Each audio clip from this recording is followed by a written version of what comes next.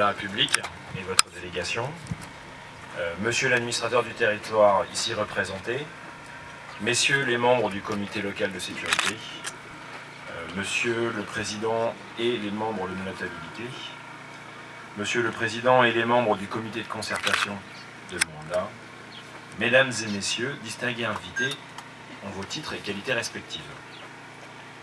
C'est avec un soupçon de fierté que je prends la parole en ce jour pour évoquer cette étape importante dans ce magnifique projet d'agroforesterie que nous avons amorcé il y a plusieurs années avec les communautés locales du territoire de Luanda.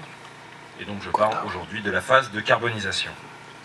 L'un des derniers objectifs de ce projet, il vient couronner 9 années d'efforts et de persévérance pour transformer ce projet en un immense succès dont vous pouvez tous être très fiers et qui, je l'espère, servira d'exemple ailleurs en RDC. Pour rappel, après la première table ronde de Luanda en 2010, l'une des recommandations portait sur la mise sur pied de projets sociaux de développement durable aux côtés de l'activité pétrolière. C'est ainsi que Perenco avait accepté en 2012 d'accompagner financièrement et matériellement le projet d'agroforesterie présenté par l'une des filles de Luanda en la personne de Madame Pauline Mbanza, au sein du CARG, donc c'est le Conseil rural et agricole de gestion. Et je tenais particulièrement à vous remercier, Madame, pour tout ce que vous avez fait. Ce succès aujourd'hui est également le vôtre et on peut vous applaudir.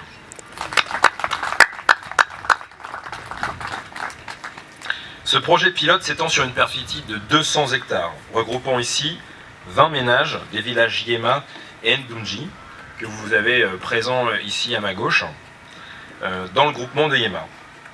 L'objectif était d'associer la lutte contre la pauvreté par le développement économique, ainsi que la formation et l'amélioration des techniques agricoles aux efforts de reboisement et de préservation de l'environnement. Tout cela sous la conduite experte des techniciens du CADIM, qui est le centre d'appui au développement intégral de Makanda, dont le président vient de faire un discours. Donc en résumé, c'était développer une agriculture écologique, diversifiée et durable, avec autonomisation des bénéficiaires à proximité de nos opérations. Donc le projet a été lancé le vendredi 24 mai 2013. À une semaine près, 9 ans, voici 9 ans que ce projet a été lancé, avec des premiers résultats très rapides et encourageants grâce aux bonnes pratiques agricoles et aux semences améliorées transmises par le CADIM. Donc les rendements de production de manioc ont été pratiquement doublés à 15 tonnes par hectare contre 8 tonnes par hectare précédemment, qui est la moyenne dans le Congo central. Vous imaginez 2 fois plus de production sur la même terre. Encore une preuve que les terres de Luanda ne sont pas victimes de pollution, mais que la solution se trouve dans les bonnes pratiques agricoles et le choix des semences et des boutures. Et aujourd'hui, quasiment 8 ans après, les premiers acacias, qui sont derrière nous, ont atteint leur maturité et peuvent être soumis à la carbonisation écologique. L'introduction d'acacia permet dans un premier temps de refertiliser les sols. Après 8 années, il arrive à maturité et est transformé en charbon de bois. Le terrain que vous voyez ici, qui a été donc refertilisé, est ensuite utilisé pour des cultures post-acacia, avec des rendements qui vont être fortement améliorés, du fait de la fertilisation du terrain. Fertilisation naturelle. À la suite, une fois que la nouvelle culture sera terminée, on va recommencer le cycle en replantant de nouveaux plants d'acacia et qui vont repartir sur une période de refertilisation et ensuite de culture. Ce cycle permet d'obtenir un charbon de bois neutre en carbone. Il permet également d'avoir des terres fertiles sans ajout de produits chimiques et donc d'obtenir de meilleurs rendements. Il permet de reboiser des terres en préservant la faune et la flore, tout en diversifiant les revenus, notamment avec la production de miel. Nous avons un cycle vertueux pour la nature et pour les hommes.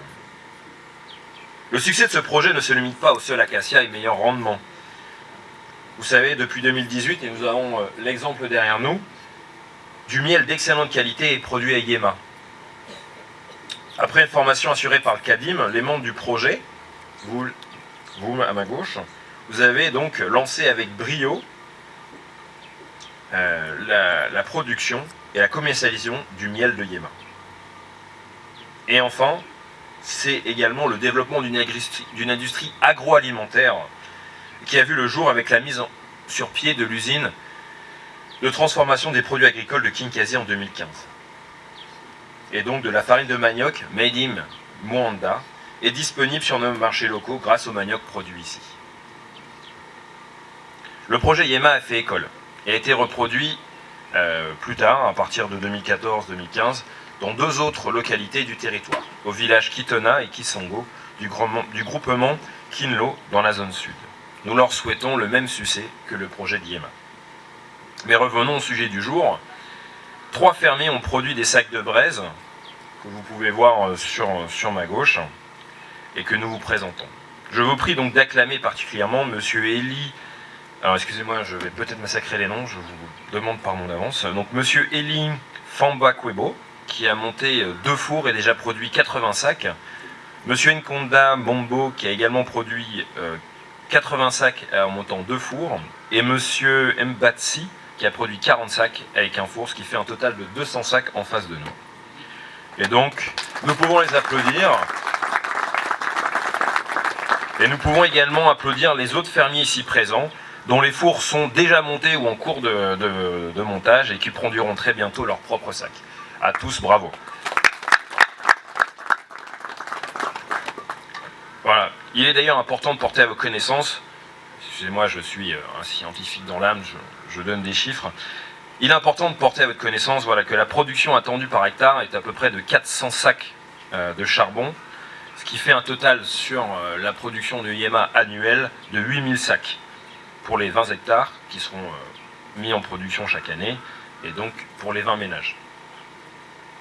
Je vous laisse à vos calculettes pour voir les revenus engendrés par une telle activité. Donc, en plus d'être un succès agricole, social et environnemental, comme on a pu vous le présenter, ce projet est aussi donc un grand succès économique, avec la création d'emplois dans l'agro-industrie, et également la région de revenus stable, d'environ 400-500 $ à la fin du projet pour chacun de ces ménages. Chers membres du projet d'agroforesterie de Yéma, ce projet couronné de succès est votre réussite. Il est le fruit de votre labeur, de vos sacrifices et de votre persévérance. Vous pouvez être fiers de votre travail et vous êtes des modèles pour vos concitoyens. Je tenais donc à vous féliciter et à vous mettre à l'honneur aujourd'hui. Bravo.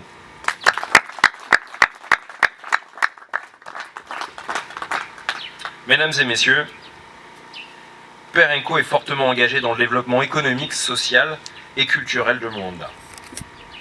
Nous l'avons démontré et nous le démontrons chaque jour. La diffusion des systèmes agraires durables et performants dans les différentes zones agricoles est la clé pour assurer la sécurité alimentaire et la réduction de la pauvreté des populations. L'exemple du projet d'agroforesterie de Yéma en est le meilleur témoin. J'espère qu'il pourra servir d'inspiration pour l'ensemble des décideurs au moment de lancer des programmes de développement, ici à Moanda, au Congo central et en RDC de manière générale. Mesdames et messieurs, distingués invités, je ne saurais clore mon propos sans exprimer également mes remerciements chaleureux auprès du CADIM, sans qui ce projet n'aura pas pu connaître le succès que nous connaissons aujourd'hui, et à toutes les autorités du pays qui ne cessent de nous accompagner dans la réalisation de ces différents projets qui, en définitive, profitent à tous. Que vive la province du Congo central, que vive la République démocratique du Congo, que vive le territoire de Moanda, que vive Perenco, et surtout, que vive l'agroforesterie. Matondo Mgi Naboeno Nyuso.